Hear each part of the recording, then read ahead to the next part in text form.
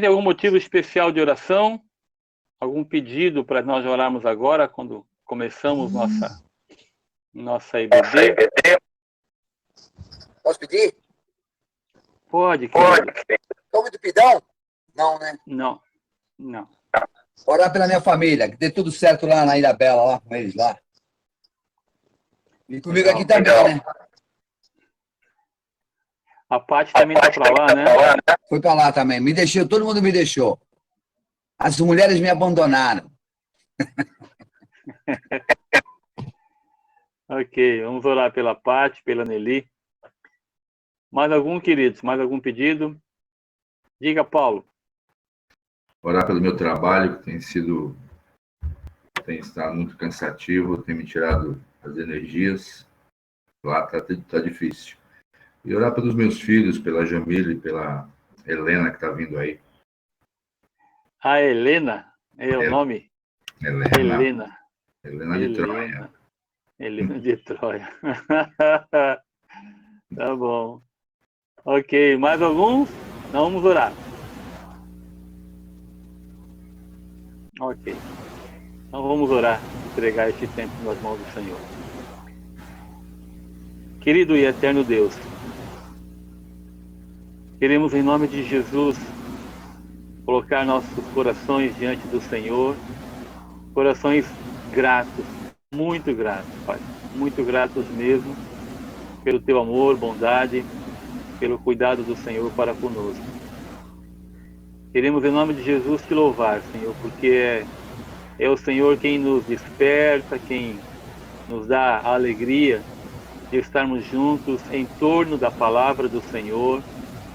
E nosso propósito, Deus, permanece sempre o mesmo, como a Tua palavra nos ensina, crescermos no conhecimento e na graça do nosso Salvador Jesus. Em nome dele, queremos apresentar no altar da Tua graça a vida do Júlio, da Nelly, da Patrícia, dos netos do Júlio, Deus, sua família. Pedir, Pai, a bênção do Senhor, a Tua proteção, o Teu cuidado, que lá em Ilhabela, Pai, eles tenham um tempo muito precioso de família, de edificação, de alegria e de amor. Cuida deles, ó Deus, e traz-os de volta também debaixo da Tua proteção. Cuida, Senhor, do Júlio, cuida da sua vida, cuida, Pai, do seu dia a dia. Rogamos a Tua proteção, o Teu cuidado, que ele continue, Senhor, firme em Ti, vivendo para o louvor e glória do Teu santo nome. Também te pedimos, ó Deus, pela vida do Paulo, pelo seu trabalho. Pedimos que o Senhor renove suas forças, dê sabedoria do alto a ele a cada dia, Senhor, para enfrentar o trabalho, para trabalhar de tua maneira, como a tua palavra diz, o trabalho sendo feito para o Senhor, acima de tudo, e que suas forças sejam renovadas. Tu és o nosso provedor, Pai. Nós pedimos em nome de Jesus que o trabalho dele continue sendo alegre, contente, ó Deus, com portas abertas pelo Senhor. Abençoe, Pai, sua vida, que a sua luz possa brilhar através dele, Senhor, lá no cartório, possam cada vez mais ver na vida do Paulo um homem que ama ao Senhor de todo o coração. Abençoe sua família, abençoe a Jamile, a gravidez, ó Deus, que tua mão esteja sobre ela, cuidando de todos os detalhes, ó Deus, nossa gratidão e esperança de uma criança saudável, a Helena, ó Deus, que o Senhor abençoe ricamente em todos os momentos esta gestação. Também oramos pelos seus filhos, ó Deus, pela vida do Paulinho, da Larissa. Pedimos a Deus também a graça do Senhor, a tua proteção. Livra, Senhor, estes jovens de todo mal. E usa, Senhor, a vida do Paulo e da Jamile, Deus, para ministrar a tua graça, a tua palavra, ó Deus, a esses corações que tanto precisam de viver, ó Deus, nos caminhos retos do Senhor. Quero lembrar também, Pai, da vida da Gil, da vida da Ione, da vida da Silmara, ó Deus, da vida da Débora, da vida do Valdinei, pessoas que tanto precisam da mão poderosa do Senhor, da tua intervenção em seus corpos, corpos que o Senhor criou, e de que o Senhor tem total controle de tudo que está acontecendo e do que eles realmente precisam. Ó Deus, estende a tua mão poderosa sobre eles e restaura a saúde desses amados. Oramos confiados no nome santo e precioso do Senhor Jesus Cristo. Amém. Muito bem, vamos lá. Hoje a gente vai falar de Judas. Não é sábado, né? Nem do dia de malhação. E também não é aquele Judas. Mas a gente vai falar de Judas. Uma cartinha bem pequenininha. E a gente vai tentar tratar aí de algumas questões também que, assim como outras cartas, né? Tem algumas, diria assim, algumas dúvidas, né? Então vamos começar falando um pouquinho sobre a autoria de Judas. Vou pegar, o Marcos vai colocar os slides aí, eu não sei se vocês olham direto no celular de vocês, eu coloquei no grupo lá.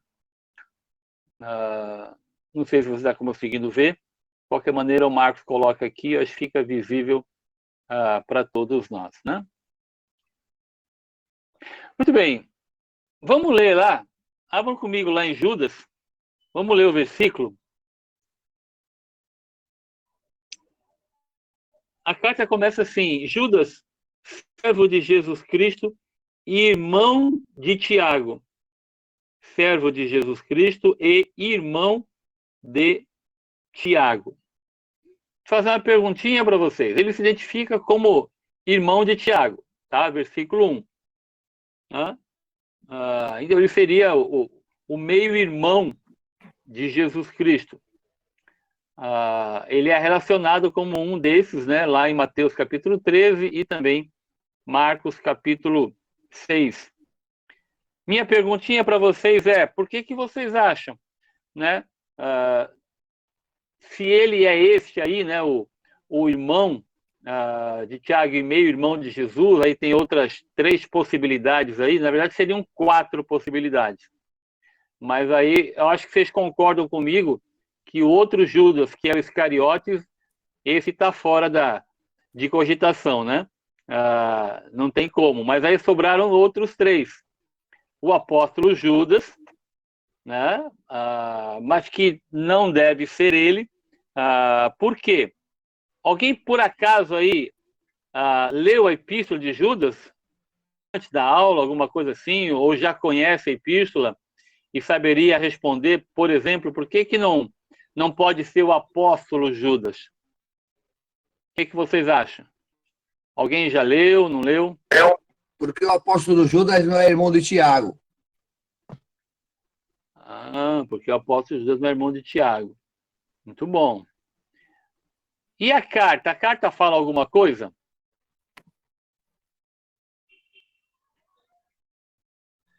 Dá uma lida assim, olha, passa os olhos pela epístola, vê se vocês vê alguma coisa.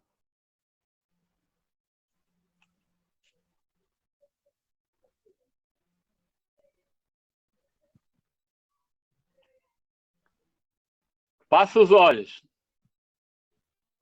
Como é quase que uma página e meia, dá para você tentar responder para mim.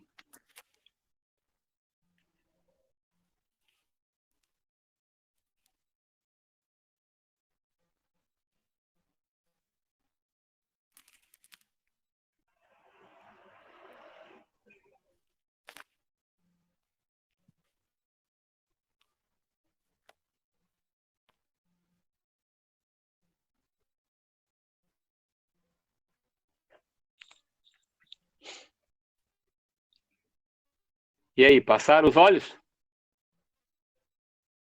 Vou ajudar, hein? Entre o 10 e o 20. Pastor, é o versículo Oi. 17. Muito bem. É isso aí. Vós, porém, amados, lembrai-vos das palavras anteriormente proferidas pelos apóstolos de nosso Senhor Jesus Cristo. Então, ele se exclui dos apóstolos. Legal, muito bem. Tá vendo só como é legal a gente olhar para a própria Bíblia e tentar tirar as respostas dela mesma? Muito bem, então sobraram outros dois Judas. O Judas de Damasco, de Atos capítulo 9, versículo 11, e o Judas Barsabás, de Atos 15, né? O de Atos capítulo 9 era um Judas onde Paulo tinha ficado hospedado depois da conversão. E o Judas Barsabás, né, era um dos, talvez ali, né, um cristão proeminente, um dos pessoal de liderança, alguma coisa assim, da igreja em Jerusalém. Então tem esses 4 nomes, né? Como eu falei, o Iscariotes nós tiramos, é óbvio. Agora, a minha pergunta eu vou voltar à pergunta. Se este é o nosso Judas, né? Como ele coloca aqui, irmão de Tiago, então se ele é irmão de Tiago, ele é o meio-irmão de Jesus Cristo.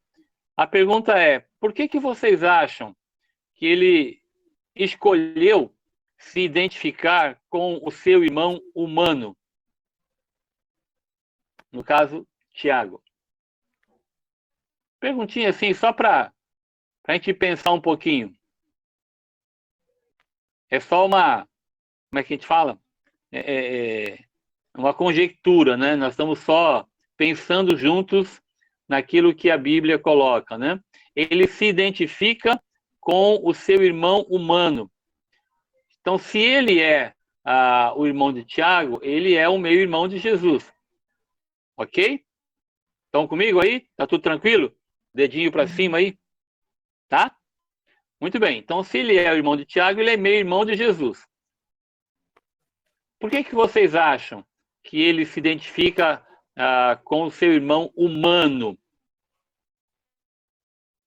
E não, por exemplo, com a pessoa de Jesus?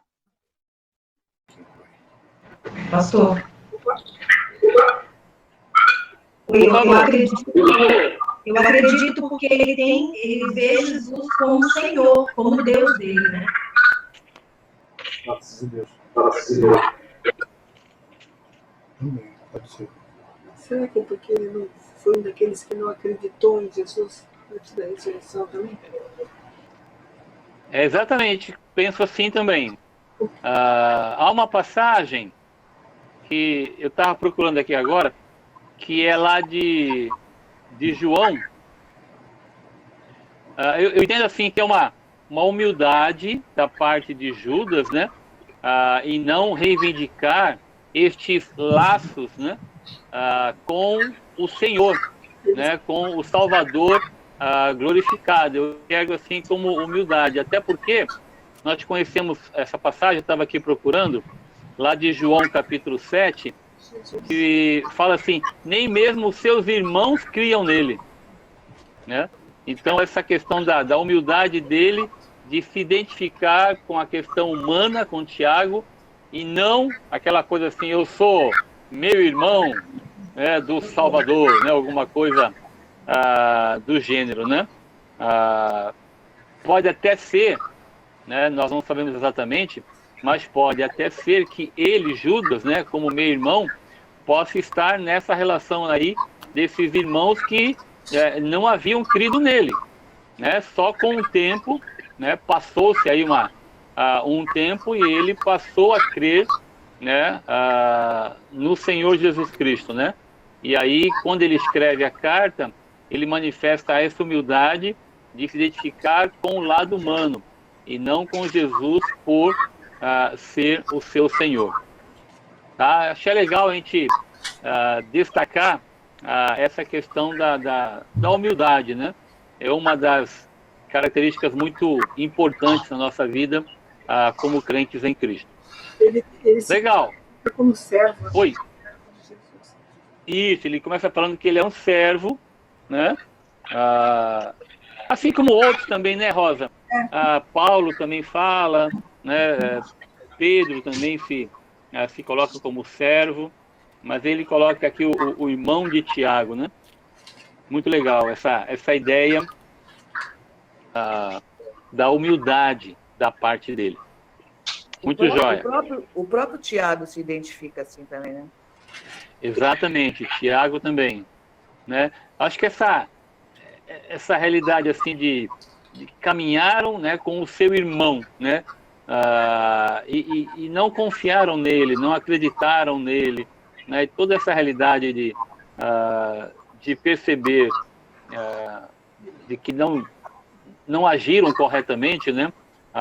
Provocou no coração deles, né? Essa humildade de perceber que de ver que é irmão do Salvador, né? Não que não seja, ele seria meio irmão, né? Mas pode dar essa conotação assim meio de orgulho e prepotência, né? Olha, tu sabe quem está falando? Você sabe com quem você está falando?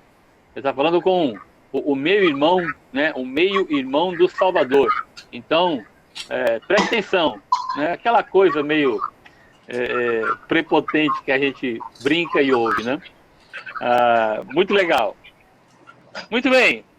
Então, já falamos um pouquinho sobre a autoria, só para saber quem é, tá bom? Vamos dar uma palavrinha sobre o motivo da carta.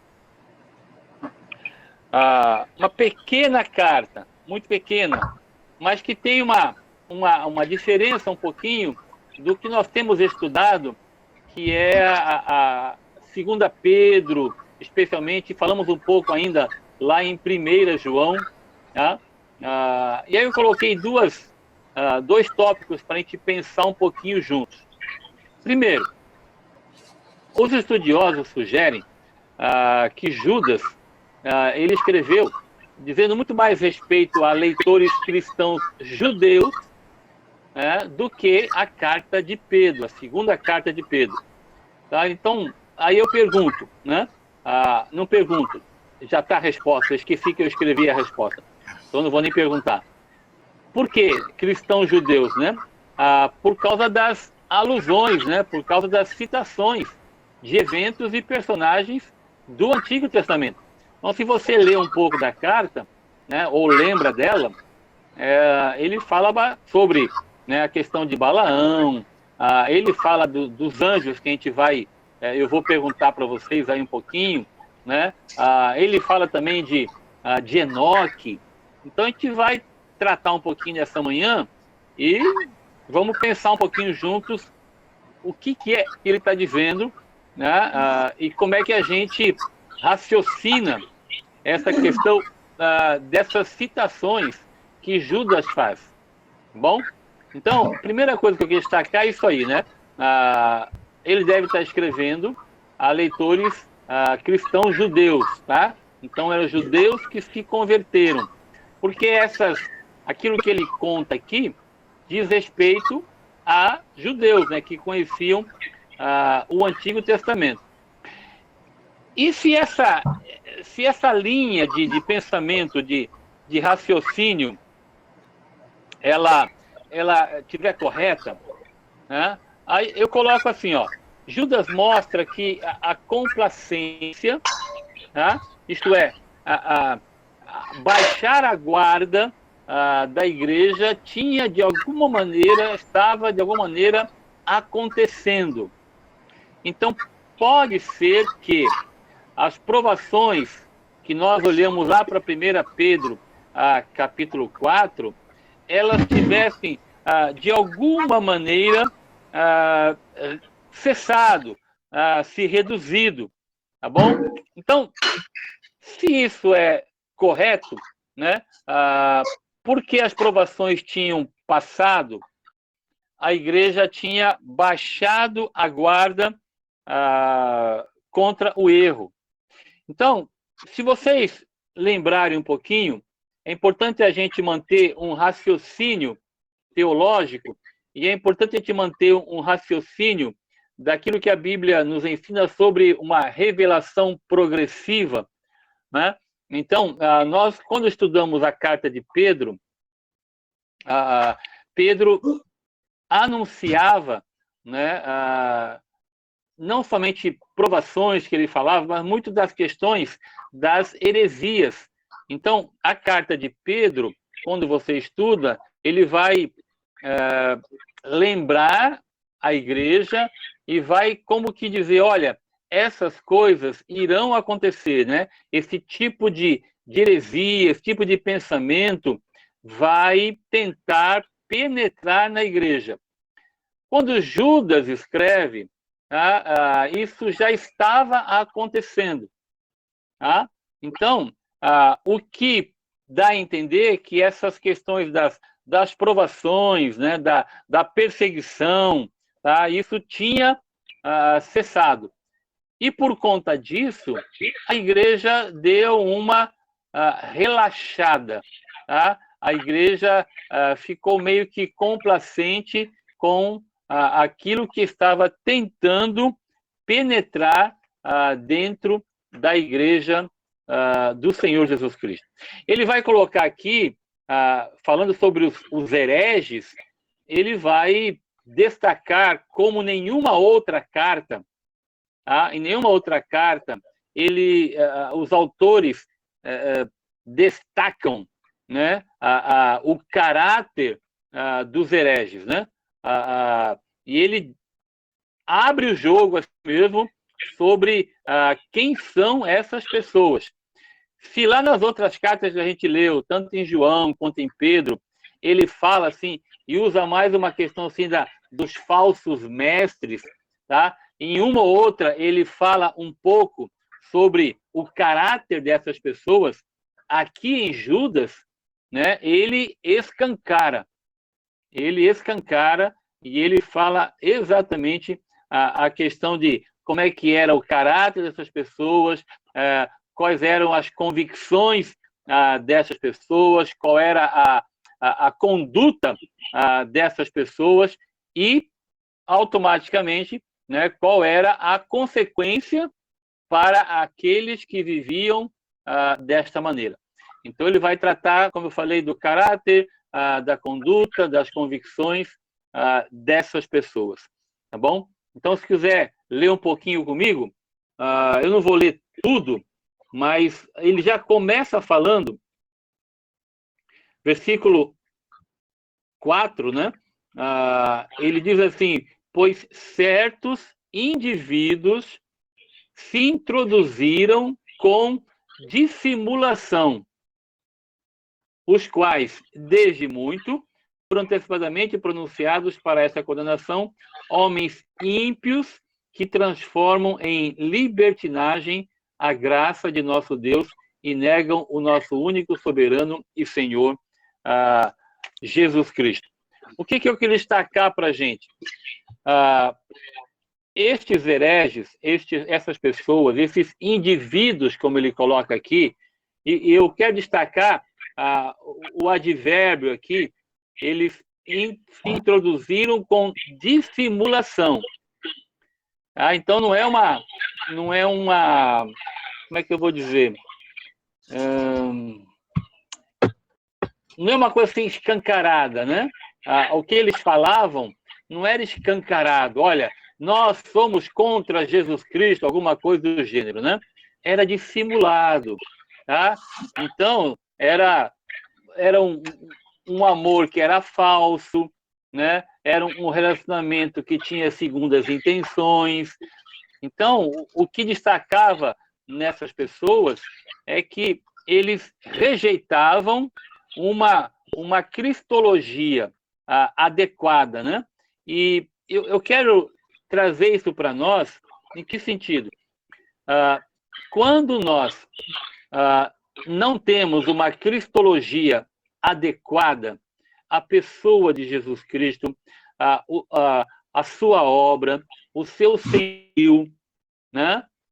Quando nós não temos isso de maneira bem clara diante de nós, como consequência, nós temos uma soteriologia também inadequada. Não sei se deu para entender o que eu falei. Deu para entender? Então, vou repetir. Quando nós temos uma cristologia inadequada, nós teremos também uma soteriologia inadequada. Tá? Quando há uma certa confusão, ou pelo menos não é bem nítido para nós, né? A pessoa de Jesus, o seu senhorio, quem é o Senhor, né? E o que a sua obra fez por nós, né?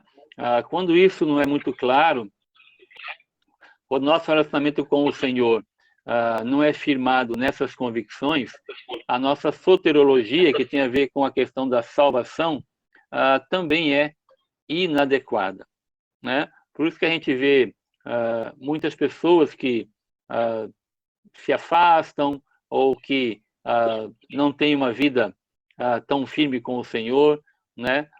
Essa soteriologia, ela é inadequada, né? Por quê? Porque a causa é a própria realidade da cristologia, e se você for mais fundo, você também entra na questão da própria bibliologia, que é aquilo que a palavra de Deus nos ensina.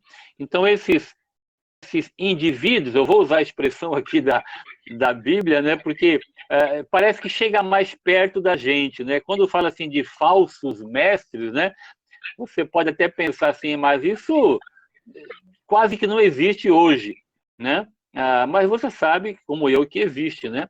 Mas quando fala de indivíduos, parece assim meio do dia a dia, né? Assim, pessoas com quem nós nos relacionamos muitas vezes, né?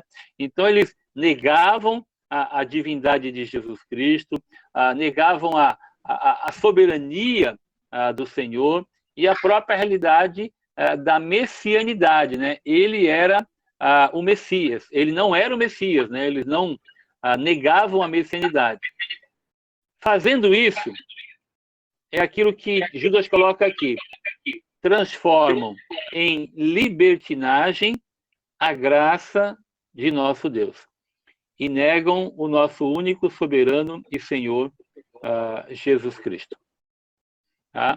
Então, é transformar a liberdade que temos em Cristo em libertinagem. Transformam em libertinagem a graça do nosso Deus. Por isso que ele vai usar, então, a partir disso aí, ele vai usar alguns exemplos do Antigo Testamento. Mas antes de falar dos exemplos, deixa eu perguntar um pouquinho novamente, não passa o slide não, Marcão, embora eu esteja no celular, né? Aonde vocês acham que está o propósito da carta? Passa os olhos aí.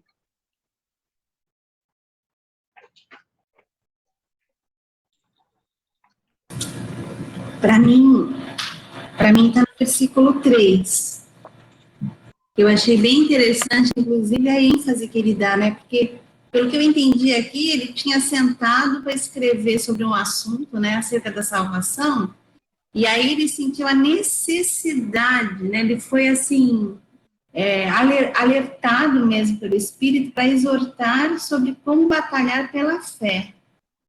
Então, para mim, aqui está o propósito, assim, batalhem pela fé. Isso é super importante nessa hora, né? Eu ia escrever alguma coisa, mas a minha ênfase nessa carta vai ser essa. Eu tenho Legal, a mesma opinião da Jandira. Muito bem. Tem algum santista aí que quer contrapor, porque só as corintianas estão falando? Por favor, ajuda aí. Legal, é exatamente esse versículo. E a ideia é aquilo que a Dira compartilhou, né? Ele parece que sentou para escrever sobre a questão da salvação, né? Mas aí, realmente, a gente crê que o Espírito Santo o levou a falar de coisas prementes, né? Que é a questão da batalha pela fé.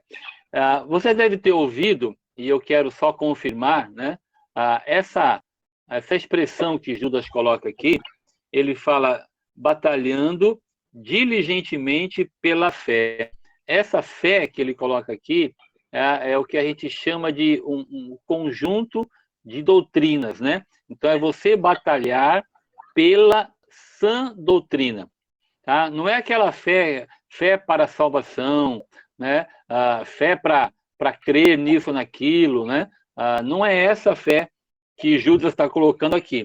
Essa fé é nós batalharmos pela sã doutrina, tá bom? Esse conjunto de doutrinas que a Bíblia nos ensina, tá bom? Então, só para lembrar um pouquinho essa realidade aí. Então, o versículo 3 é bem claro, né? Então, ele coloca o propósito aí dessa carta, tá bom? Pode passar aí, Marcão, por favor? Eu acho que aí já... Isso, aí eu coloquei o propósito e uma mensagem, né? Então, a frase-chave, como nós falamos, a batalha pela fé, tá? Lembrando, fé, aí é uma doutrina sadia, uma sã doutrina que Paulo coloca também em Timóteo. O versículo-chave, versículo 3, que já foi falado, e o propósito, né? Foi escrita para motivar os crentes a defender a pureza da doutrina e da vida cristã diante dos ataques dos falsos mestres, ou dos indivíduos, como ele coloca aqui, né? Defender a pureza da doutrina e da vida cristã diante dos ataques. Às vezes, a gente pode defender, né, entre aspas, assim, de nós mesmos, né, como alguém já falou, nós somos o nosso maior inimigo, alguma coisa assim, né, de nós muitas vezes não vivermos essa novidade de vida que Paulo coloca, por exemplo, na carta aos Efésios, né? Eu gosto de destacar essa questão, né, de defender, né, a pureza da doutrina e da vida cristã, né? Essa nova vida que nós temos, né? Nós estamos num novo ano, né? Estamos no início ainda deste novo ano, e eu queria encorajar a mim e a vocês, né, a nós vivemos cada vez mais essa realidade de uma nova vida, né, que a Bíblia nos ensina. Tá? Lembrando aquilo que, por exemplo, Paulo coloca na carta aos Efésios, né, de nós nos despojarmos, renovarmos, revestirmos, né, desta nova vida. Eu acho que é sempre momento de nós nos cobrarmos um pouco, nós que estamos aqui, né, nós que estudamos a Bíblia, nós que somos confrontados um com o outro quando nós nos encontramos no domingo, né? E eu tenho ouvido de vocês, né? Vocês têm falado bastante essa realidade mesmo que nós temos procurado estudar na palavra, né? Dessa busca por uma intimidade mesmo maior com o Senhor, de praticar intensamente essa realidade da nova vida que nós encontramos na pessoa do Senhor Jesus Cristo. Ele quando coloca esse propósito aí, eu queria destacar, quando ele fala assim, batalhar diligentemente pela fé, ele usa uma palavra muito forte, né? É que às vezes para nós, no português, talvez não tenha a intensidade que Judas quis ao escrever essa carta, né? Por isso que é legal a gente poder... Eu gosto de destacar essa questão dos verbos ou das palavras, né? Porque às vezes o português não dá para nós a ideia que o autor queria dar, né? Então ele fala batalhar diligentemente. Tá? Isso aqui, no original, ele é um verbo composto, tá? Que ele dá a ideia de uma intensa batalha, mas coisa assim de agonia, né? Ele usa esse verbo composto, ele tem um pouquinho da palavra agonia, né? De você trabalhar intensamente, de você se dedicar intensamente para manter a ideia no verbo, é de você trabalhar e batalhar intensamente para manter o inimigo distante, para manter o inimigo longe. Por que eu estou falando isso? Porque a ideia de Judas aqui, quando ele usa esse verbo composto, ele está mostrando que a situação se tornou muito séria, né, com a infiltração de indivíduos, né, vou usar novamente, de um antinomismo. O que é um antinomismo? O que vocês acham? Qual é o grande problema, né, aqui na carta que Judas escreve? Ele está colocando o antinomismo é a lei, né, os mandamentos, as prescrições, os preceitos da palavra de Deus não tem sentido, não tem necessidade. No caso aqui de Judas, era quase um gnosticismo, mas era um gnosticismo diferente. Se nós olhamos para Pedro, olhamos para João, o gnosticismo lá, quando Paulo escreve também aos Colossenses, era um gnosticismo ascético, né? Aquela questão de você quase que ficar em reclusão e não se envolver com as pessoas, e isso promoveria em você uma vida cristã. Isso é totalmente antibíblico. Aqui, em Judas, era um antinomismo, né? Então, eles descartavam, menosprezavam aquilo que Deus havia deixado revelado nas Escrituras sagradas. Então, por isso que ele coloca aqui este verbo, né? Batalhem diligentemente, tá? Lutem intensamente para defender, para manter, né, a doutrina cristã, a pureza dessa doutrina, tá? A pureza dessa doutrina e, consequentemente, de uma vida cristã firmada nessa realidade da doutrina séria, daquilo que a palavra de Deus nos ensina. Então, é a partir disso que a gente se livra dos erros, é a partir dessa realidade que a gente enfrenta os erros, seja de nós mesmos e seja daqueles que, porventura, queiram ofender ou queiram manchar, né, a doutrina que a palavra de Deus nos ensina. Aí eu coloquei a mensagem que o meu professor escreveu, e ele falou assim: defender a fé do erro exige o quê? Duas coisas: consciência dos desígnios de Deus para com os hereges, para com esses indivíduos, e dos deveres do crente em tempos de heresia. Tá? Então, o que cabe a nós, crentes, igreja, que, como diz Paulo a Timóteo, a igreja é o baluarte da verdade. Aonde as pessoas vão encontrar a verdade? Na igreja, através da palavra de Deus. Tá? Então, é na igreja que eles vão encontrar a verdade. Seja a verdade soterologicamente falando em termos da pessoa de Jesus, e seja a verdade, né, nos relacionamentos, né, na questão daquilo que a Bíblia nos ensina.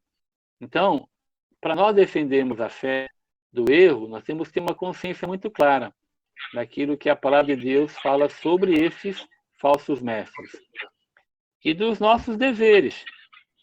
Quais são os deveres do crente em tempos de heresia? Por exemplo, né, vocês acham que nós estamos vivendo um tempo assim? O que vocês acham? Ou isso já aconteceu lá e permanece e vai continuar?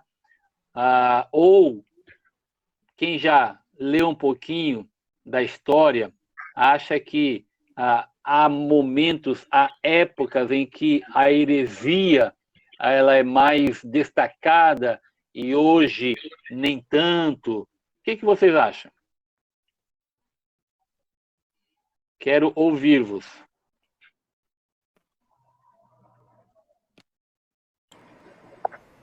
Eu acho.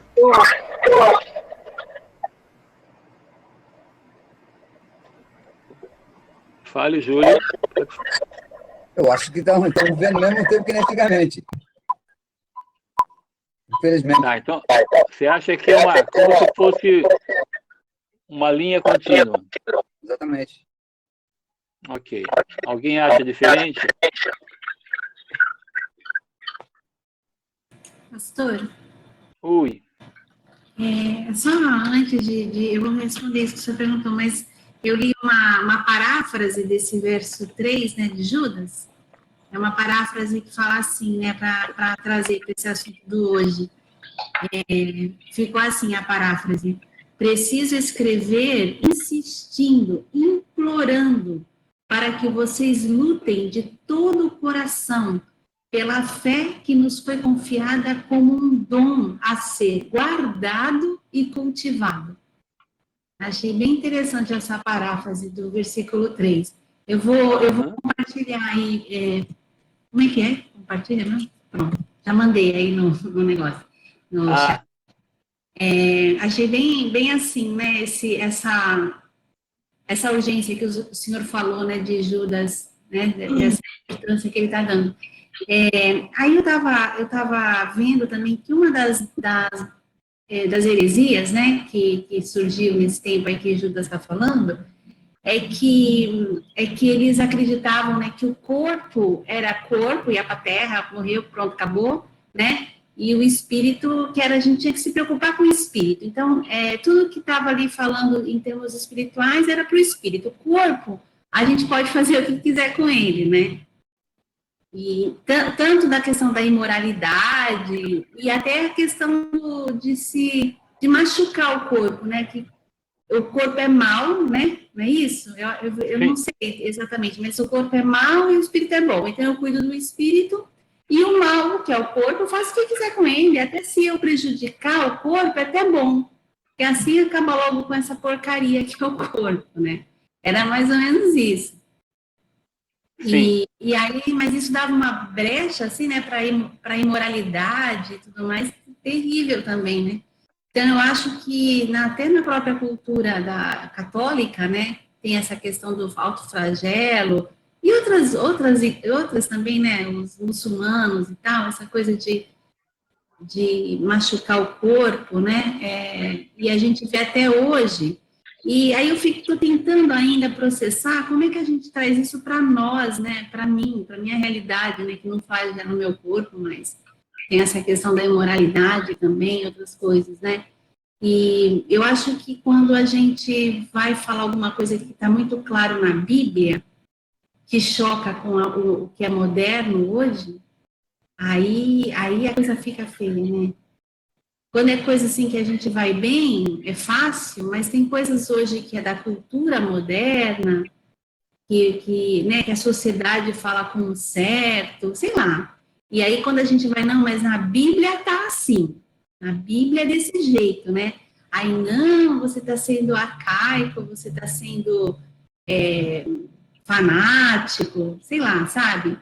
E aí a igreja vai deixando de ser isso que o senhor falou, né? Ou de cumprir esse papel de protagonismo, porque a igreja é a igreja, o mundo é o coadjuvante, deveria ser assim, e não o mundo é o mundo e a igreja é coadjuvante. E aí eu acho que a gente está nesse caminho hoje de coadjuvância diante da sociedade, porque a gente está tomando a forma do mundo, né? E aí tomou a forma do mundo é abrir mão da Bíblia. E não tem essa, né? De ficar contextualizando no sentido negativo a palavra de Deus. Eu acho que a gente está vivendo sim, mas e aí? Vamos ser corajosos e humildes na pregação do que é verdade? Ou a gente vai vai não confrontar o mundo e ficar numa zona de conforto, né? Porque se a gente não confrontar o mundo, a gente fica bem, assim, a gente fica confortável. Ou a gente vai partir para cima e vamos confrontar o mundo com a Bíblia. Como é que a gente vai fazer? É por aí, viu? Eu acho que a Evaldo levantou a mão. Cadê você, Evaldo? Apareceu para mim aqui, Evaldo levantou a mão. Ele também está aí, Dira? Tá? E como é que a gente vê o rapaz? Pela foto ele está no Caribe agora. Está no Caribe. Não está bem, pastor? Eu não estou vendo a foto dele. Ele está lá nas Ilhas Maldivas. Só vi a mensagem. Ô, Evaldo, você pode falar, querido? Eu acho que parece que parou lá. Acho que ele deve estar se organizando, pastor. Ah, tá bom. Olha, agora apareceu alguma coisa ali. Acho que daqui a pouco acho que ele queria fazer um comentário ou uma pergunta, não sei. Apareceu a mãozinha. Legal. Eu creio que meu áudio está bloqueado. Ok. Júlio, fecha um pouquinho o seu aí, querido. Porque deu isto. Obrigado, Manão. Então, eu acho que o grande desafio, vocês percebem que boa parte do nosso tempo juntos na IBD, e falando sobre as epístolas que temos estudado, uma boa parte do que nós falamos gira em torno deste tema. Né? Qual o tema? Dessa questão da igreja, ou nós como indivíduos, como filhos e filhas de Deus, temos a coragem, né, de, não digo de enfrentar o mundo, mas de anunciar a verdade, de, em tempo e fora de tempo, aquilo que Paulo escreve a Timóteo, fala, nós estamos vivendo época agora, que não é de agora, quando ele escreveu já era assim, em que as pessoas estão sentindo, ele usa uma expressão, ele fala coceira nos ouvidos, isto é, se agradando, né, de tudo aquilo que o mundo está oferecendo. E ele está falando para crente, né? Ele não está falando dos ímpios, está falando dos crentes. Né? Então, acho que essa questão da coragem é uma coisa que eu aprendi, até preguei isso lá em Josué, né? Eu aprendi isso quando ele fala, olha, tenho coragem para meditar, coragem para viver, coragem para praticar a palavra de Deus. Então, parece um negócio meio estranho para nós, né? Mas eu aprendi assim, né? Lá de Josué, um texto conhecido, onde ele fala, nós precisamos, nós crentes, de coragem. A gente sabe que essa coragem não é nossa. Essa coragem é uma intrepidez do Espírito Santo. Então, essa coragem que nós precisamos é porque nós precisamos hoje, quando eu falo nós, igreja em geral, né, de homens e mulheres cheios do Espírito Santo. Homens e mulheres, né, que realmente têm coragem de enfrentar situações, no nosso contexto aqui, situações de heresia, ou situações, não é uma heresia, mas é um pequeno desvio. Pequeno desvio é heresia, então não tem jeito. Não é pequeno ou grande. Qualquer desvio é herético. Né? Então, nós precisamos de coragem de falar, coragem de anunciar, coragem de pregar a palavra de Deus em tempo e fora de tempo. Eu lembro que, acho que foi com vocês aqui, ou com os homens, eu não lembro, mas nós estudamos uma passagem bíblica, né?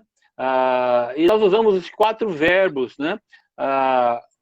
E aí, entre estudar, acho que foi com vocês mesmo, entre estudar, falar, né? O que a gente menos faz, né?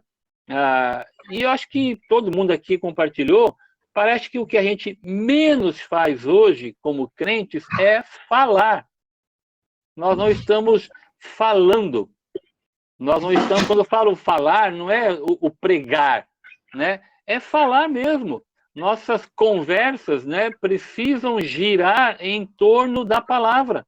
Nossos relacionamentos precisam girar em torno daquilo que é a verdade, que é a palavra de Deus. Então, não ter medo, né? Nós estamos, acho que tem muito crente, né? Nós, assim, meio medrosos, né?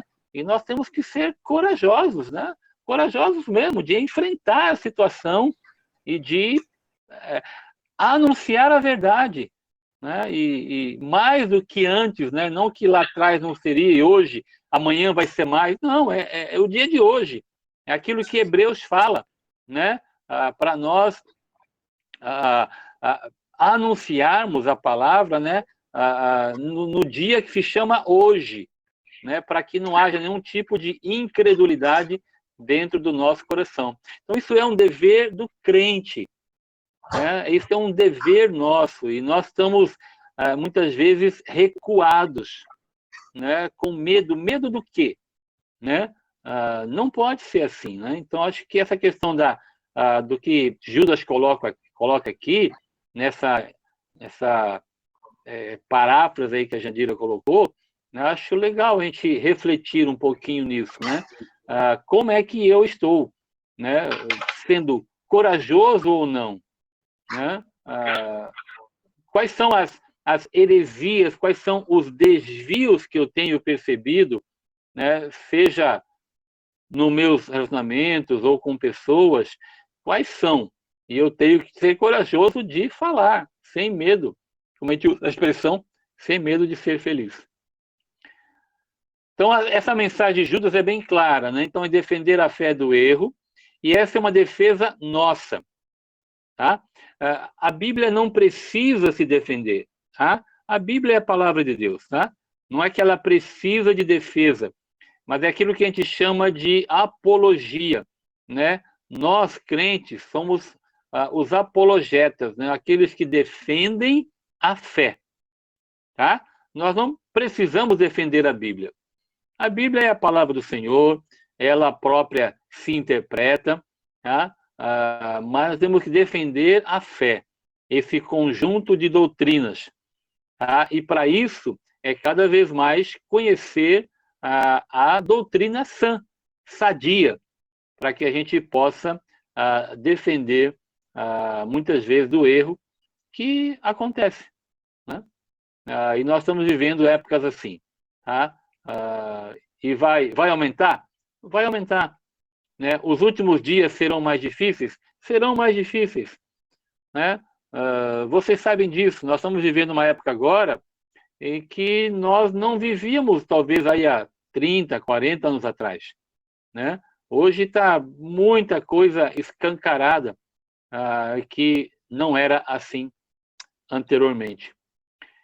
O Evaldo está escrevendo, eu não sei, Marcão, dá para mostrar o que ele está escrevendo ou não?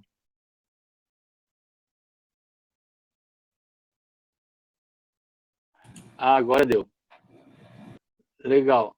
Alguém precisa liberar meu áudio. Eu não, cara, não quero te ouvir.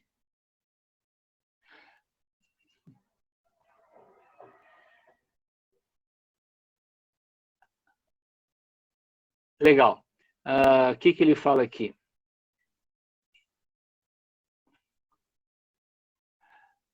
Dá para ler lá, Marcão. Tu está liberando ele. Então, ele tá aberto aqui. Ele está aberto. Está aberto. Eu vou tentar ler então aqui. Vocês estão conseguindo ler comigo aí? Pastor, eu não consigo falar. Eu acredito que as heresias só tendem a aumentar de maneira proporcional ao crescimento populacional e da multiplicação da comunicação. E nós, como igrejas, precisamos falar com atitudes práticas em todos os momentos. O que muitos estão fazendo é falando no conforto dos templos e estruturas. Exatamente, querido.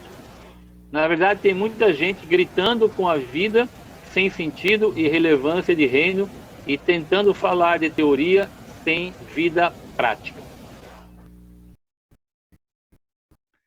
estou sendo cerceado na palavra.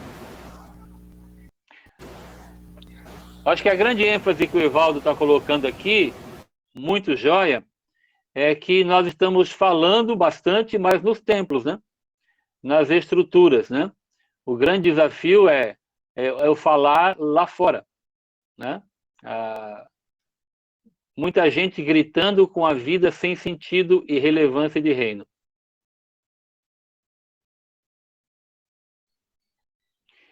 Comentários, o que vocês acham? Comentem aí o que o Evaldo partilhou. Tô querendo falar faz tempo, ninguém deixa. Posso? Posso falar? Está escutando? Alguém está escutando eu, não? Não, né? O pastor, Está escutando? sim, eu acho que o pastor travou, né? Pastor, eu acho que tem travado, Julião. Hã? O pastor, eu acho que travou. Acho que o pastor caiu, cara. Caiu. Sim.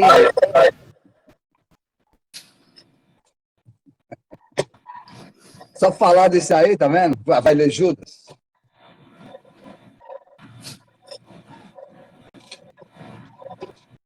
Mas ele deve estar escutando também, né? Ou não? Eu acho que não, porque senão ele tinha falado agora. Eu não sei nem se ele percebeu que caiu. Ele não percebeu que caiu mesmo, não. Estou lendo um livro aqui, gente. O nome do autor é Enéas Tognini. Quem conhece? Ninguém, né? Olha só o que ele escreveu na orelha da capa do livro dele. Examine seriamente sua vida diante de Deus. Você está andando no caminho da santidade, do amor, da retidão? Você tem lido assiduamente a Bíblia? Tem se dedicado à oração? Quantas almas você já ganhou para Jesus esse ano? Em que você tem gasto o seu dinheiro? Por onde você tem andado? Como tem empregado o seu tempo? E como vai o seu vocabulário? Tem ido regularmente à igreja? Você trabalha para o Senhor Jesus? Veja então, você é um crente carnal ou espiritual? Responda diante de Deus. Estão me ouvindo aí? Estão me ouvindo? Porque eu caí e voltei. Ok. Estamos ouvindo, pastor. Tá, eu não peguei aí, eu só peguei o finalzinho, mas eu acho que o Júlio compartilhou. Pastor caiu e voltou? Se arrependeu? Então tá bom. Hein, pastor? Tá ouvindo? Travou de novo. Travou. Caiu de novo. Tá, esse pastor aí, eu tenho que orar muito por ele. Nós temos que orar, cara. Caindo muito. Ai, ai.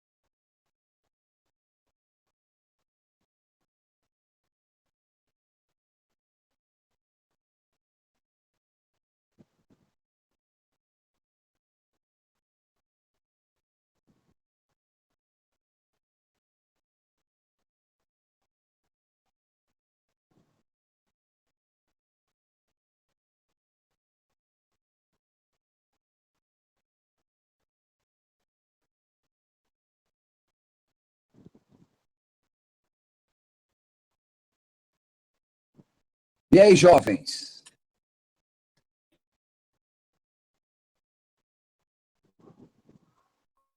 Eu acho que a gente... Ai, caramba, não consigo falar. Eu acho que a gente confronta todo dia. Não tem como falar com uma pessoa sem confrontar. O Júlio, fecha um pouco. Então, eu acho que não tem como a gente falar com uma pessoa sem confrontar. Porque eu acho que todo dia, aqui na minha casa, todo dia, entra uma pessoa aqui no estúdio é confrontado com a palavra. Não tem como. Né? Porque a pessoa sempre fala coisas obscenas, sabe? Coisas assim que não é... Às vezes é até um cristão mesmo.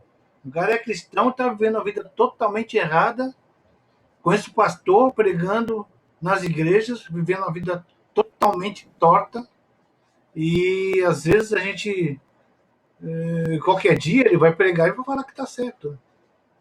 Então é complicado. Então acho que todo dia a gente é confrontado. Não tem como... Eu trabalho com pessoas cristãs também, e elas estão totalmente erradas. Eu confronto o tempo todo.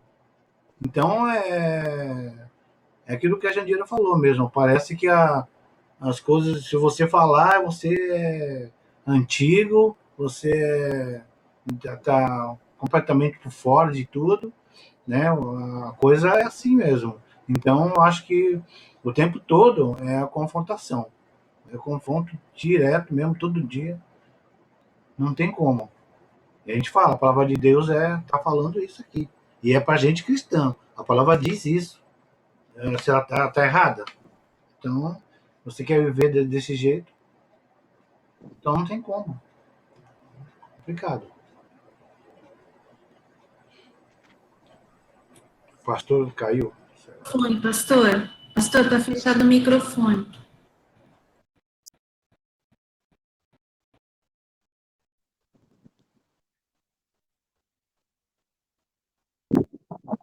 Me ouvem agora? Agora sim. Eu caí de novo. É a segunda vez já. Estão me ouvindo agora? Posso falar? Por que vocês acham... eu peguei o finalzinho aí do Marcos. Por que vocês acham que essa... É triste de ouvir, né? As pessoas são crentes, mas permanecem no erro, não vivem vidas bonitas, né? Que poderiam viver. Por que vocês acham que isso ainda persiste? O que falta na Igreja do Senhor Jesus Cristo? O que vocês acham? Eu acho... Eu peguei um pouquinho a palavra do Júlio, pastor, para responder isso. O Júlio, o senhor não ouviu desde o começo, mas ele lê um texto de um livro que ele está lendo, né? Com uma listinha, assim, você tem feito isso, você tem feito aquilo, você tem feito aquilo outro.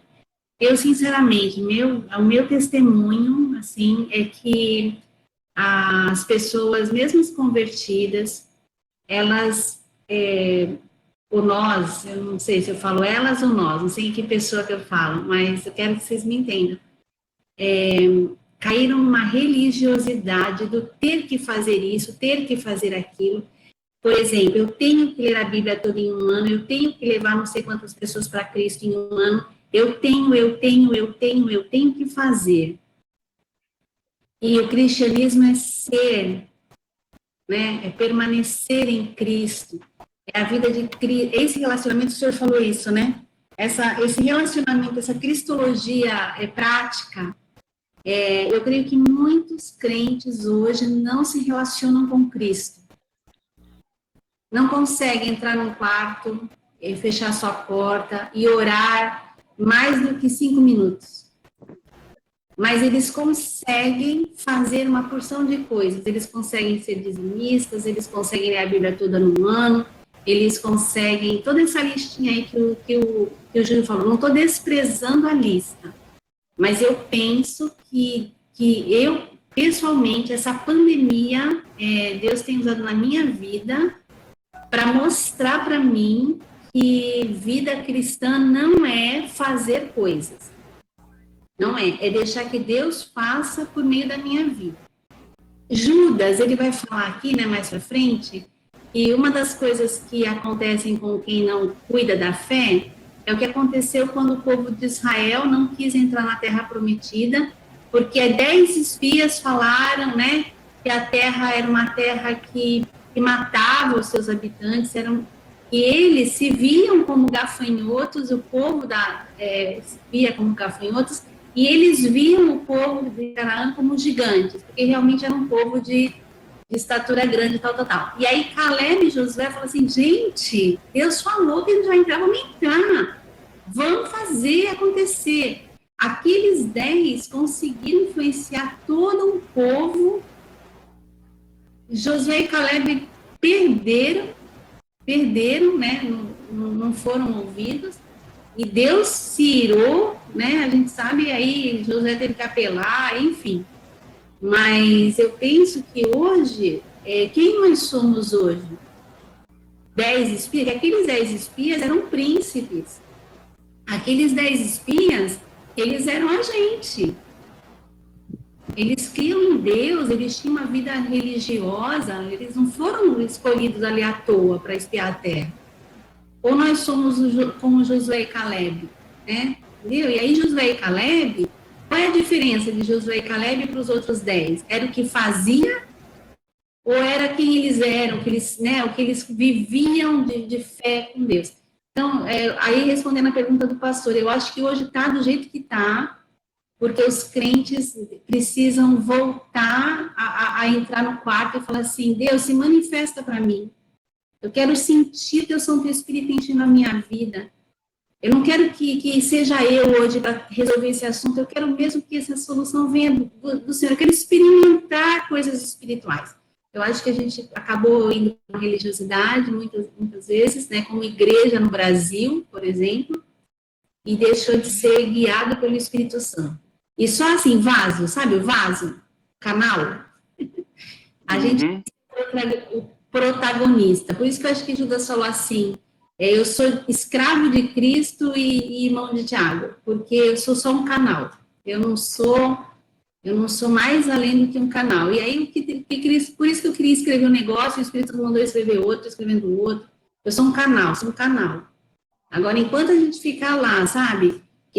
Cadê o negócio aqui, né? Eu acho legal, ó, aqui, ó, a leitura bíblica, né? Aqui tudo com xizinho, tá? Mas se eu ficar nesse xizinho aqui, isso aqui ser uma obrigação, para daqui a um mês o pastor já me perguntar se tem xizinho e eu ter que ter xizinho, isso aqui não leva ninguém muito longe, não. Eu penso assim, eu estou vivendo, não penso, estou vivendo isso na minha vida. Muito legal. É por aí. É o que a gente tem falado e ouvido de todos vocês, mas a maioria, esse grande desafio, né? Júlio, coloca mudo aí, queridão. Eu queria falar, pô, vocês não deixam falar. Desculpa. Então fale. Fale, querido. É que depois que você fala, tem que colocar mudo, senão fica o eco para mim aqui. Pode falar. Júlio, você está no mudo. O que eu falei, que a Dira... eu sei que ela não contestou, ela sabe que isso aí é necessário, né? Mas eu sei que tem muita gente fazendo...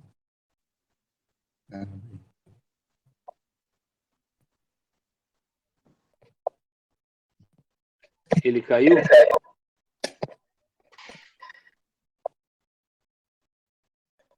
Júlio? Estão escutando? Vou falando. É o seguinte, a Dira falou, né, que tem gente que lê, vamos botar, lê a Bíblia todo ano, né? Então, e não vive o que está lendo, né, o que está acontecendo. Mas é o seguinte, há a necessidade do cristão sempre estar lendo, sim, a Bíblia, né? E é todo ano. A gente esquece.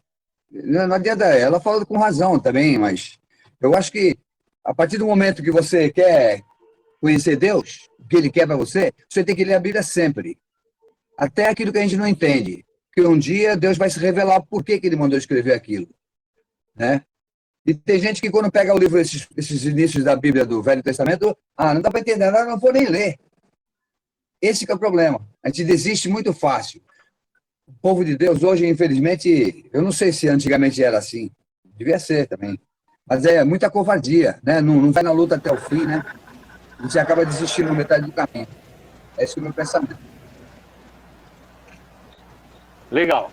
Na verdade, põe no mudo aí, querido. Estou tentando. Não estou vendo nada. Sobre o que a Jandira falou, comentou, eu acho que a Bíblia é um propósito. Não das coisas, como a Jandira colocou. Entendeu? Tem que ser um propósito e a gente sabe quem é que age, é o Espírito Santo, não nós mesmos.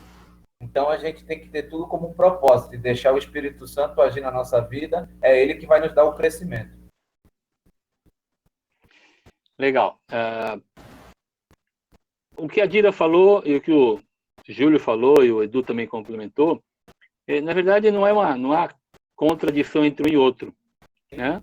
Na verdade são complementares, né?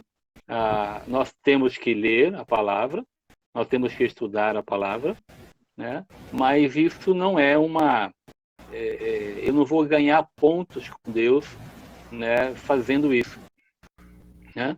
A grande luta para nós é assim, nós cremos, nós ensinamos, nós falamos para as pessoas que o cristianismo não é uma religião, é um relacionamento com Jesus Cristo, né?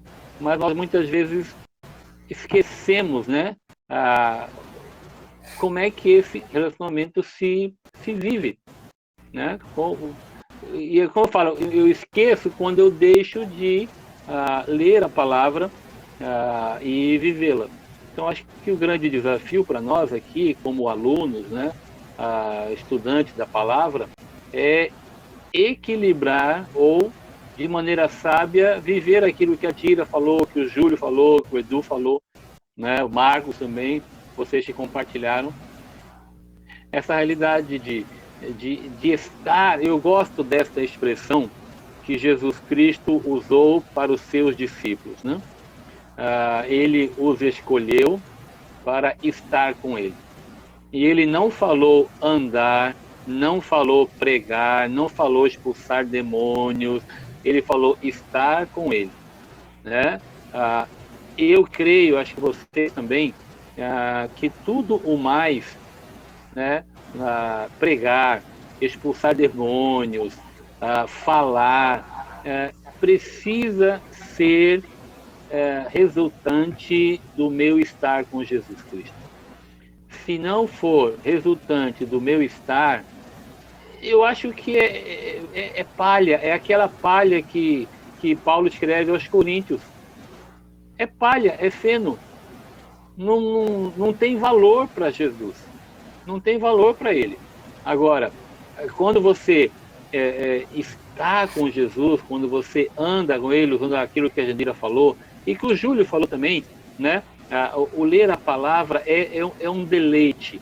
O ler a palavra é um prazer enorme, tá? Que se deixar, eu ficaria horas lendo, alguma coisa do gênero, né?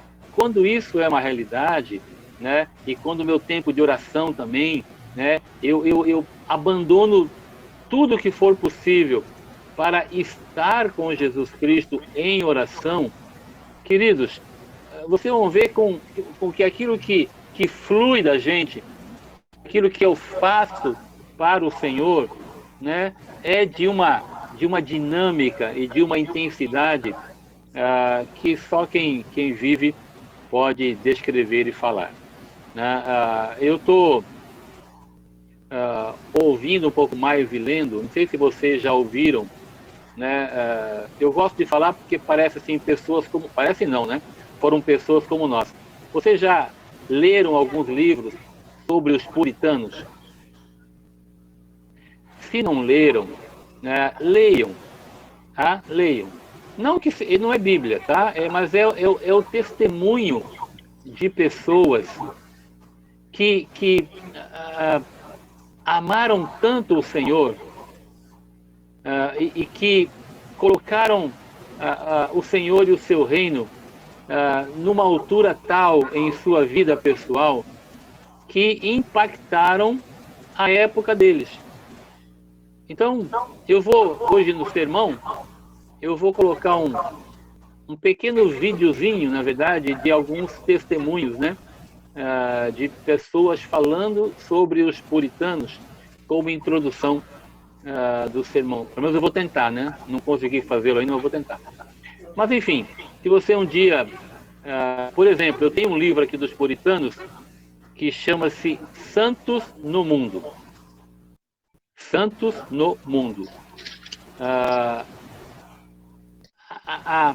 O envolvimento pessoal e familiar, né, com o reino de Deus era de uma tal maneira, né, de que tudo mais fluía da vida deles, né? A própria realidade missionária. Depois você vai ver a questão dos morávios, que foi uma extensão disso. Era algo incrível, né? E eu penso assim, né? Talvez seja o momento de ter assim algo nessa época, né? Que a gente chama de, a gente fala que é avivamento, qualquer nome que possa se dar, né? Mas essa questão de mexer com o povo de Deus, né? E eu concordo com a Jandira. Eu acho que o que está acontecendo hoje, né, é Deus mexendo com o povo dele, né? Deus mexendo com o povo dele, levando o povo dele a perceber, como ela falou, né, de que é Deus que faz as coisas, porque o que está acontecendo em termos de reino, né, notadamente é Deus fazendo, e também trabalhando conosco, no nosso relacionamento, na nossa vida do dia a dia, né? Como eu falei, a pandemia, ela encontrou dois tipos de coração. Aquele coração que já estava assim meio, sabe, meio religioso, e aí só intensificou, mas por outro lado pegou também um coração temente, um coração ardente com o Senhor, e que está aproveitando este tempo para buscar mais o Senhor e servi-lo com mais intensidade. Deus tem seus propósitos santos, e eu gosto da palavra também do propósito, como eu falei para os homens. Eu aprendi lá em Eclesiastes, né, que aquela palavrinha propósito, já falei para vocês, né, ela tem a ver com deleite. Então há propósito, né, há tempo para todo propósito. Então há tempo para aquele propósito que eu tenho um deleite, que eu tenho um prazer, que eu encontro contentamento, que eu encontro satisfação. E eu preciso encontrar satisfação no meu quarto com o Senhor, na minha oração com o Senhor, no meu tempo de palavra, né? E no meu tempo que eu falo, uma das coisas que eu acho, né, eu entendo que falta bastante, e essa realidade que o Marcos colocou aí das pessoas andarem de qualquer jeito, né, porque ainda está faltando muito nas igrejas o discipulado, o envolvimento vida na vida, né, o dispor de mim mesmo para poder investir na vida do outro. Eu creio que, sinceramente, muita coisa mudaria em termos de vida, né, dos crentes hoje, se a gente investisse mais. Por quê? Porque aquilo que Jesus falou lá em Mateus capítulo 28, né, eu já falei para vocês, ele coloca lá, fazer discípulos das nações, batizando em nome do Pai, do Filho e do Espírito Santo, ensinando-os a guardar. Então, não é apenas ensinar. Ensinar a guardar significa que eu estou guardando aquilo que eu estou falando. Então, a gente acaba deixando de priorizar aquilo que Jesus priorizou.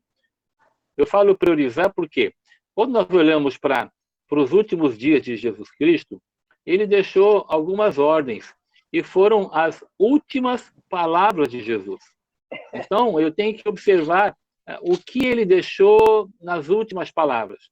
É como se fosse a nossa ideia, né, de um testamento, né? A pessoa, quando morre, né, ela deixa um testamento. Esse testamento são as coisas mais importantes para ela, né? Aquilo que ela queria que as pessoas lessem e vivessem, né? E é exatamente isso, né? Olhar para aquilo que Jesus deixou revelado lá as últimas palavras dele, se a gente levasse a sério, rapaz, eu creio sinceramente que o mundo seria um pouco diferente, né? Ou bastante diferente. Legal, estou gostando de ver. Hoje vocês estão falando bastante, né? Só a irmã Cida que não para de falar, mas daqui a pouco ela fala alguma coisa. Passa outro slide, por favor, querido.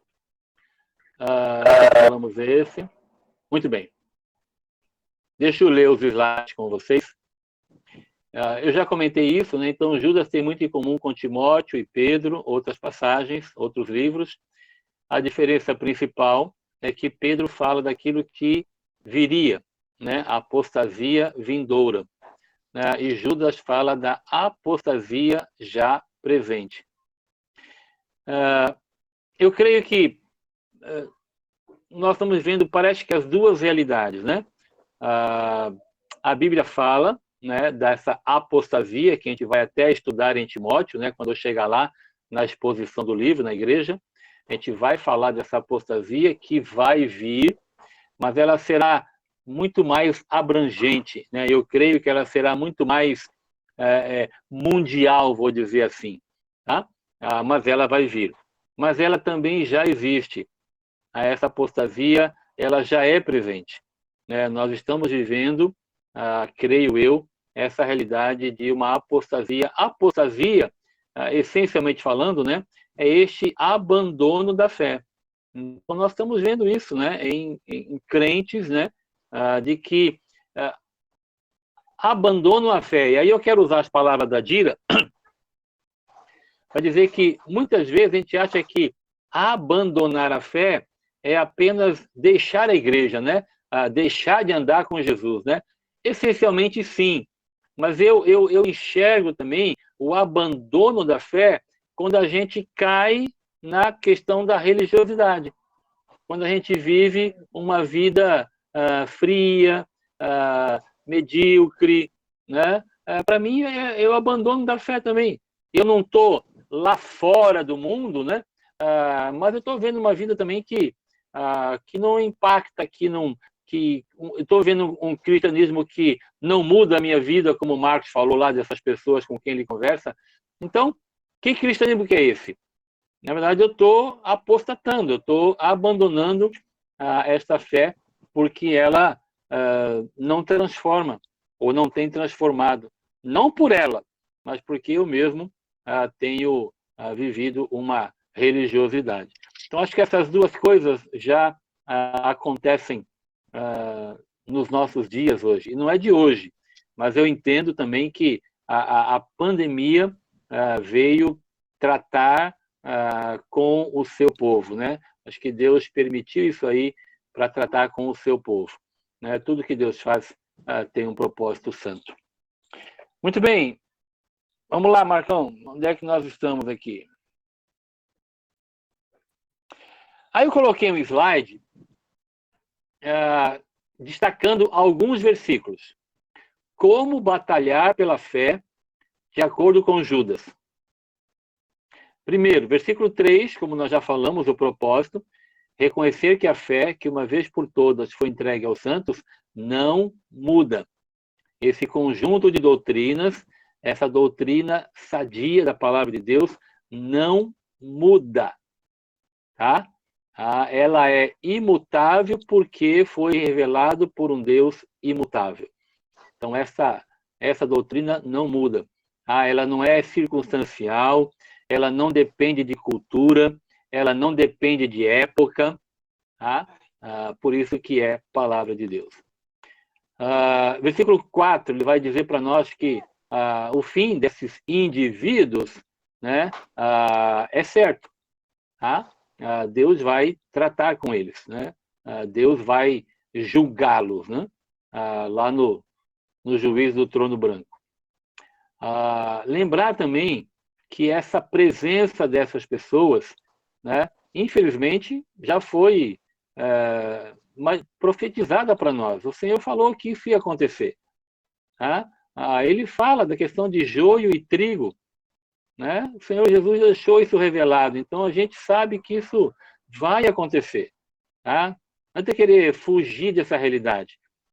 O desafio para nós é nós estarmos batalhando diligentemente pela fé, tá? Corajosamente, abrindo a boca, falando, anunciando a verdade. Essa é a nossa tarefa. Essa é a nossa tarefa, não tem que ser diferente. Vamos pensar, nós estamos, às vezes, querendo fazer o que Deus não deixou para nós fazermos. E não estamos fazendo aquilo que Deus deixou para nós fazermos. Então, a gente acaba, né, fazendo a tarefa errada, vou dizer assim. Ser edificado nessa fé santíssima, versículo 20, que é o crescimento espiritual. E eu quero ler com vocês, eu estou falando aí, mas não estou lendo o versículo. Ele fala assim no versículo 20: vós, porém, amados, edificando-vos na vossa fé santíssima, né? Interessante que ele adjetiva a fé, né? É uma fé santíssima, né? Orando no Espírito Santo, guardando no amor de Deus, né? A nossa proteção, né, está no amor de Deus, né? A gente não pode esquecer dessa realidade, né? Esperar na misericórdia do Senhor, versículo 21, ele fala: guardai-vos no amor de Deus, esperando a misericórdia de nosso Senhor Jesus Cristo para a vida eterna. Então se edificando, crescendo, orando no Espírito. Todas essas, eu volto a dizer, todos estes exercícios espirituais, todas essas disciplinas espirituais, essas são disciplinas e nós deixamos de lado essas coisas, né? Nos deixamos enganar pelas tarefas, entende? Pelas regras. A Bíblia é um livro de regras, sim, claro que é, tá?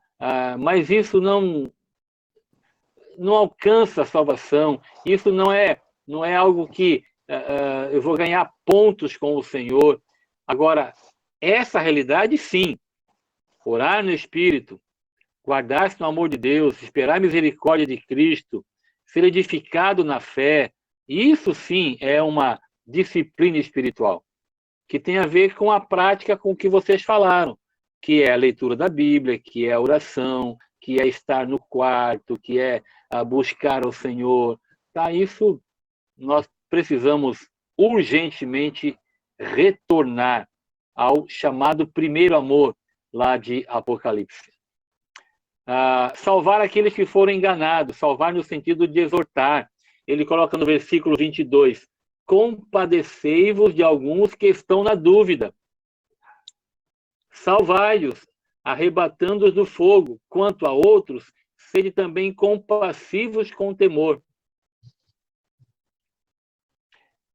O que vocês acham? Vou deixar uma pergunta aí, não sei se vai dar tempo de responder, o horário já acabou, mas eu queria deixar uma pergunta só antes de entrar na doxologia, que é o 24 e o 25. O que vocês acham que ele está dizendo? Detestando até a roupa contaminada pela carne. Na minha versão aqui. Fica lá, depois você pega você. O que vocês acham? Não é detestando a nossa maneira pecaminosa de agir, de viver? Nossa, especialmente aqui ele fala quanto aos outros, né? Mas tem a ver com a gente também. Mas por que ele fala roupa contaminada pela carne?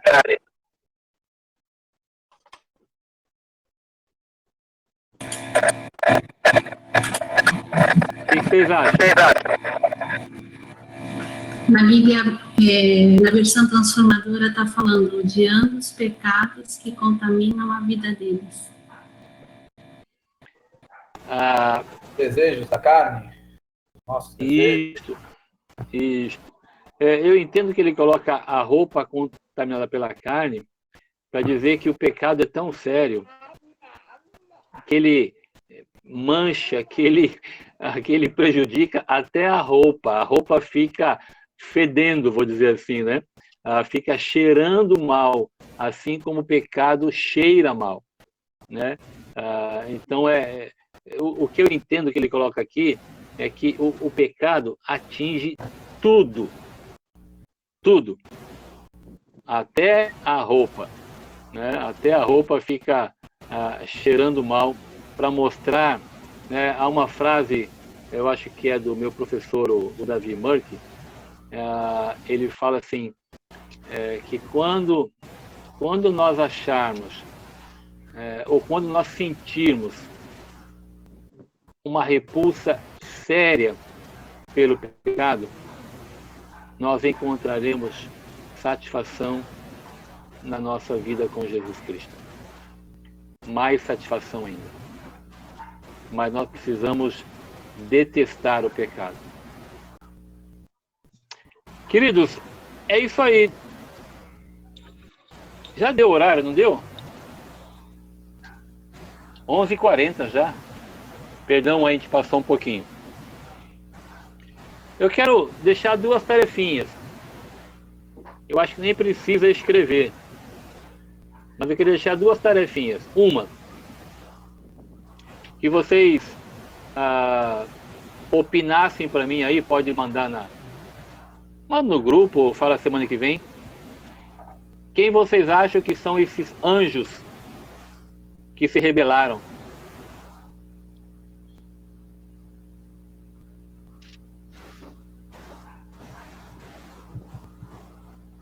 Quem são esses anjos que se rebelaram?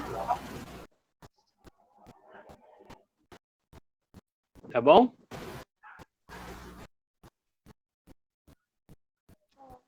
E a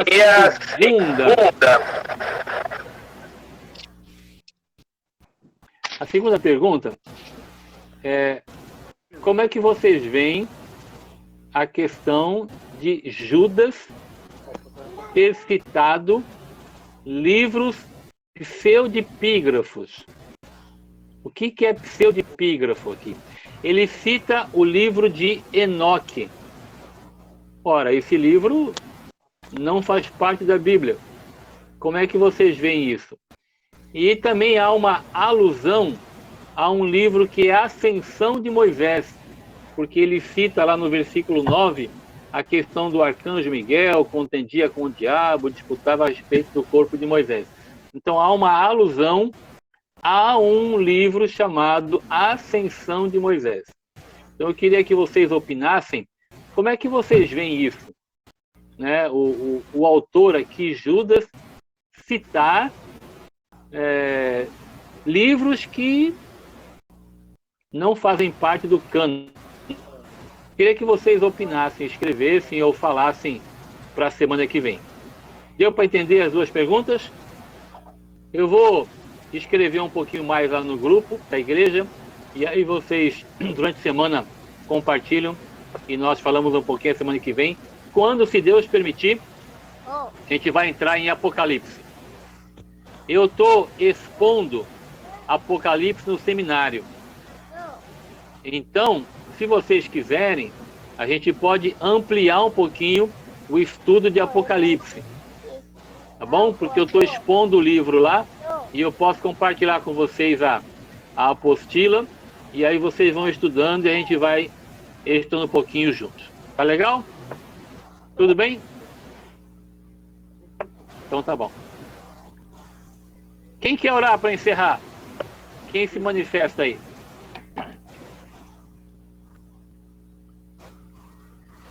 Só um. Só uma pessoa para orar.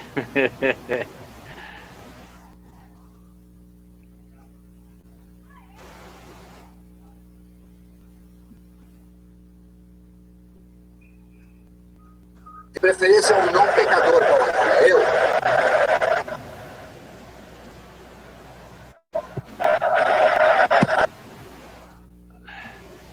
Senhor, nós queremos agradecer a Ti por este tempo juntos e dizer, Senhor, que nós amamos a Tua palavra, e dizer também, Pai, que nós precisamos tanto do Senhor para que a gente viva o primeiro amor, viva de verdade todas essas realidades que aprendemos na palavra do Senhor. Por isso, Deus, eu quero colocar cada um de nós em Tua presença, em Teu altar e a Tua igreja, e pedir, Senhor, que aquilo que temos sido desafiados, de uma vida